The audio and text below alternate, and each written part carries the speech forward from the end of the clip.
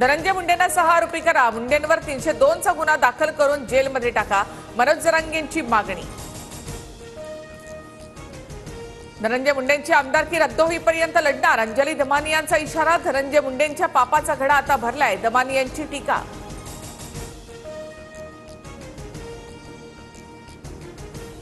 गोपीनाथ मुंडे आज असते तर त्यांनी धनंजय मुंडेंना चापकानं मारलं असतं आणि राजीनामा द्यायला लावला असता। संतोष देशमुख हत्या प्रकरणानंतर रोहित पवार आक्रमक। धनंजय मुंडेंचा राजीनामा नैतिकतेवर नाही तर त्यांची हकालपट्टी झाली। मुंडेंच्या राजीनाम्यानंतर करुणा मुंडेंचं वक्तव्य। मी आणि बजरंग सोनवणे अमित शहांना भेटणार, बीडमधील अनेक खून आणि सर्व प्रकरणांची माहिती शहांना देणार, खासदार सुप्रिया सुळेंची माहिती।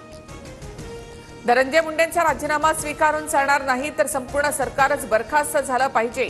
मुंडेंच्या राजीनाम्यानंतर आदित्य ठाकरे आक्रमक। संतोष देशमुख प्रकरणानंतर राज्यात ठिकठिकाणी आंदोलनं, बीडच्या केसमध्ये मराठा संघटना, ठाण्यामध्ये शिंदेंची शिवसेना आक्रमक। ठाकरेंकडून विरोधी पक्षनेते पदासाठी भास्कर जाधवांचं नाव फायनल, ठाकरेंच्या शिवसेनेकडून विधानसभा अध्यक्षांना पत्र।